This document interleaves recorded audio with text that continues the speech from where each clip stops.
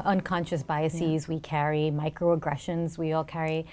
What are some of the things that leaders and organizations are doing to help employees identify what those are and moderate them in the workplace? Yeah, it's a great question. I mean, both are really tricky topics. I mean, unconscious bias by its nature, because it's unconscious, is a difficult one to tackle. I think we all know we have conscious and unconscious biases, but there's some wonderful training out there.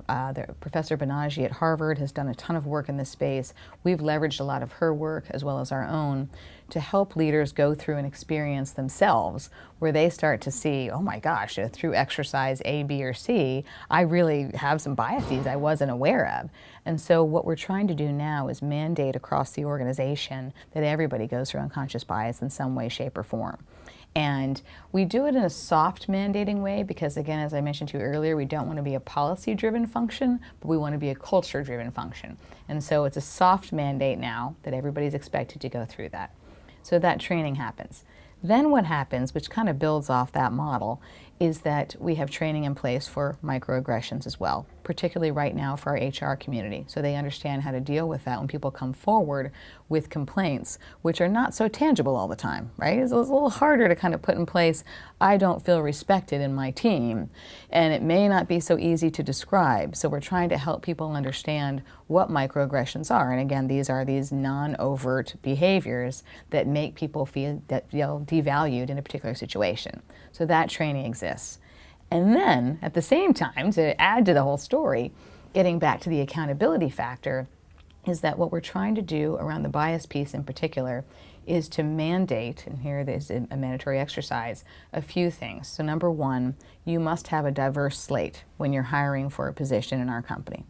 And whether that means 1 or 2 levels of diversity, we want to make sure that if you're a middle-aged white man, and I talk very openly, by the way, as you can probably tell, that your slate of candidates for a job does not include 10 middle-aged white men who are all from industry X, right?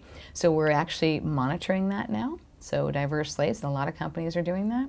And what we also just recently started to monitor, because that's the input, right? That's getting the diverse talent to be on the slate. But now we want to make sure that the diverse talent actually gets hired, but not in an affirmative action type way, because we don't believe in that either. So what we've also done is we're now mandating diverse interview panels so that the people interviewing the candidates also represent diversity and don't necessarily come in with their own unconscious biases to hire people that are just exactly like them. So it's merging those things. So it's the education at one level, and then it's the accountability at the other level. So you're still hiring the best candidate for the job, but through a more diverse panel of candidates. Absolutely. And that's a really important tenet for us as an organization and as a function, that our goal is absolutely not to say, you must hire the woman, or you must hire the LGBT candidate, or whatever the aspect of diversity it may be. We just want to get the most diverse minds in the room. And in fact, when we started down this journey and we started to define what diversity meant for us, and I continue to use this expression, it's really about diversity of thought, style, experience, and approach. And I may look exactly the same as somebody sitting next to me, but my experiences and my style may be entirely different. So we also want to make sure that that's factored in. It isn't just about demographics, it's also about style.